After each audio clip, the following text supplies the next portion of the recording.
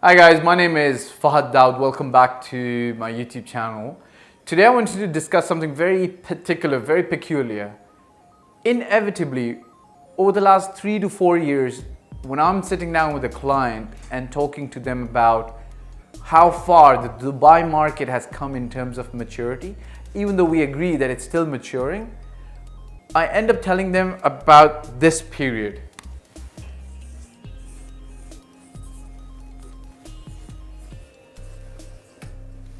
From 2003 to 2008, it's a very interesting period. 2002, 2003, early 2002, 2003 is when Dubai literally opened up property ownership for anybody from around the globe. First, they opened up leasehold, which means that you could own a property for a certain number of years. That got some traction and some popularity, but when it really took off was when they started doing freehold ownership. And you saw, and we saw, interest from around the world, right? We're talking India, Pakistan, England, France, you name it, and people wanted to buy a property in the sun in Dubai. However, something unique happened that led up to the global financial crisis that occurred in 2007, 2008, and Dubai's own property meltdown. And if you understand what happened and why it happened, you will understand the regulatory framework that the Dubai government has put in place today to ensure that the same thing doesn't happen. Something very simple. Take, for example, a developer.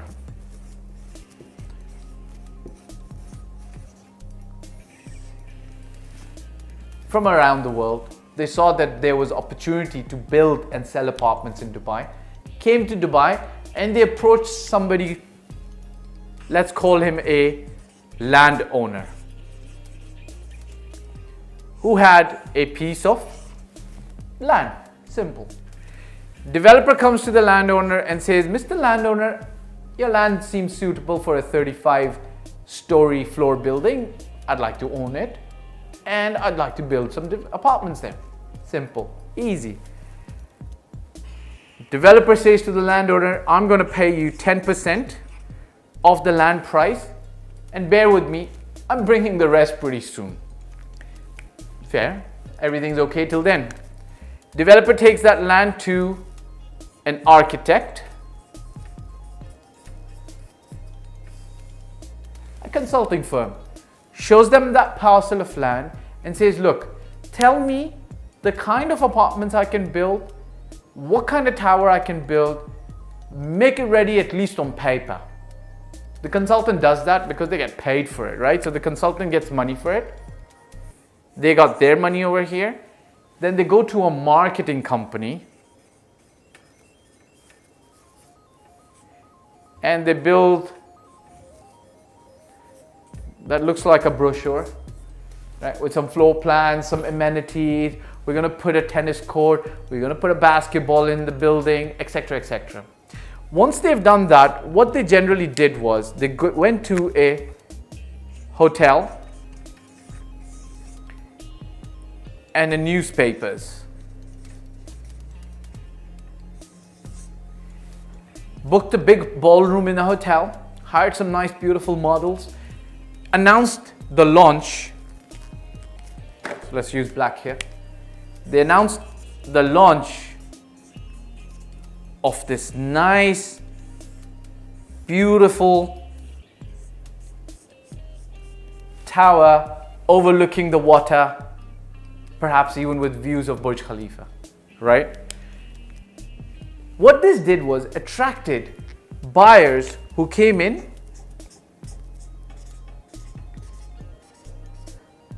on launch day and pretty much bought the entire building.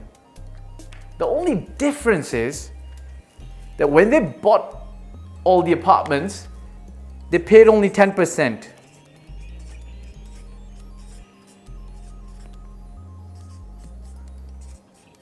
Obviously, this money, the 10%, went all the way to the developer's pocket. The hotel got their money, so everything in Dubai was booming. The newspapers got their money, and the marketing company got their money. They got paid, right, for services rendered, which is fair because they rendered their services. Now, bear with me, don't get confused on this. Let's assume that this land cost 100 million and the developer had paid the landowner 10% of 100 million, 10%. And from all the money that the developer collected here, the developer now had an extra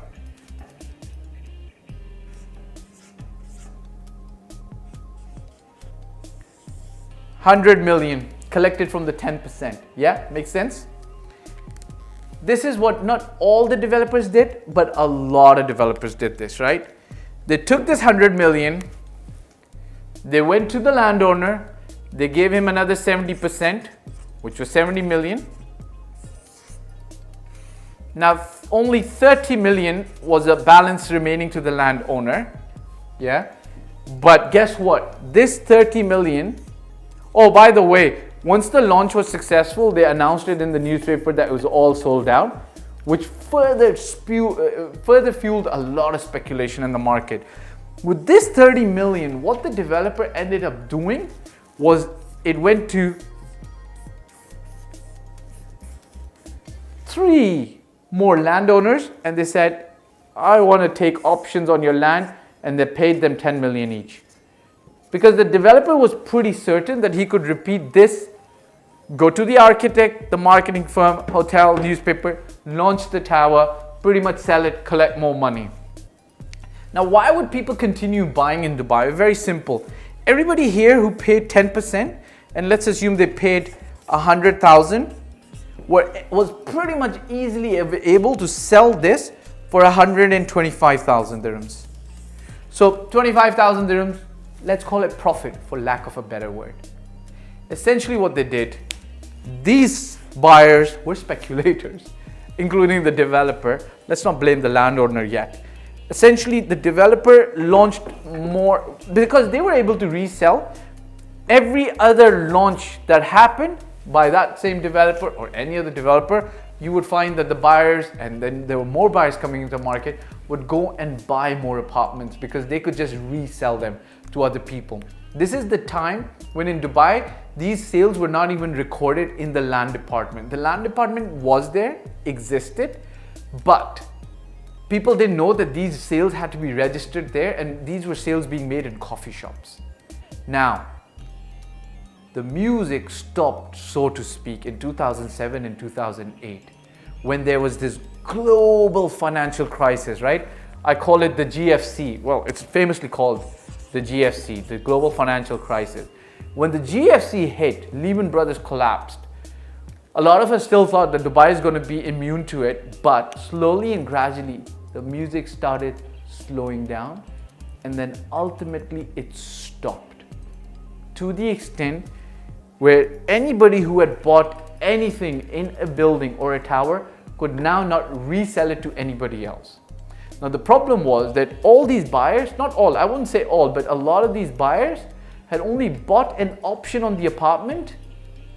They didn't have the money to complete the full payments and take the apartment, take possession of the apartment and take it to 100%. However, as the music stopped, they were left holding 10% ownership in an apartment. Unfortunately, that apartment building was not getting built because the developer took that money and put it in new lands.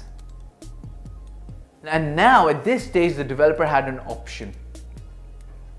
Either they construct this building from their own funds, which a lot of them did not have, or skip town and run away. And a lot of developers unfortunately did that. The smaller developers did that. Whoever was left holding the odorous bag of excrement ended up holding, for instance, no apartment built, 10% only paid. They decided to sue the developer, and then furthermore, they decided to sue the land so that they could recover some of their monies. But the landowner, he in turn decided to sue the developer because he still owed, remember, about 20 million on this. And the land got encumbered in court because the landowner now couldn't do anything with it because they wanted their money back. Slowly and gradually, the entire system in Dubai with the unscrupulous developers who were not scrupulous enough stopped. Even back then and even today, it's true to a large extent that the big developers are safer to a large extent, and they'll generally go through with their work. I and my partner lost money as well at that time, and I think I learned a lot from that.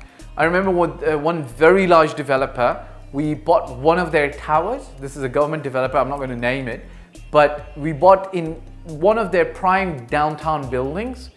And I remember, I reflected on this, I mean, even at that time, I saw some people over there who were about to buy apartments who had no business buying apartments. And when I quizzed them, they told me, yeah, you know, my uncle sent me money from so-and-so country and he just wanted me to buy this apartment and he's just sent me 10% and I'm supposed to just flip it, right? And I remembered there was a time when in the 1930s, before the stock market in the US crashed, there's one person who pulled out all of his money from the stock market. And then he was asked, how did you know this? He said, very simple. When I was on the street getting my shoes shined, the shoe shine boy gave me a stock tip. And that's when I knew that the bubble's about to burst. And in my heart, when I was there, when I saw this person buying property there and I saw all the people around me who had no business, and I knew that they didn't have the money to complete the transaction, I knew that the bubble was about to burst and things were going to go south. However, don't be scared. The Dubai government was in the process before the crisis of putting in a very robust and strong regulatory framework that till today serves the market very, very well. The number one thing that the Dubai government did was any developer that wants to build any kind of development needs to own the land 100%. Without this, you don't get the necessary approvals to start marketing. Number two, there's something called the escrow account. The escrow account simply states that if a developer is building a building, any money collected for that tower goes into the bank that's related to that project, that tower. Money is released for this construction as per progress, right? And the three parties that oversee this is the land department, the bank themselves, and the consultants. So once the development reaches 20% and the land department, the bank and the consultant verify it, the bank will release the 20% or the 30% tranche to ensure that the further construction can happen. Which is why in Dubai today, if you're staying away from the unscrupulous smaller time developers, your money is pretty much solid and safe, pretty much, yeah? You still have to make sure that the developer is escrow compliant and the land is, and it has all the permissions in place to be promoting that project, right? Which is why in Dubai, regardless of how the economy is operating and performing right now, you will see that the developments are still getting completed and getting delivered. So I'm not getting into the regulatory framework too much at this stage, but just know this is what happened in 2003 to 2008. And now Dubai's got a very robust and strong regulatory framework to protect the investor. However, the homework that requires for you to protect your money and the responsibility still lies with you, or use a trusted agent who knows better, right? All the best. I hope this helps. If you've got questions, comment in the bottom or reach out to me on my email. Look forward to talking to you again.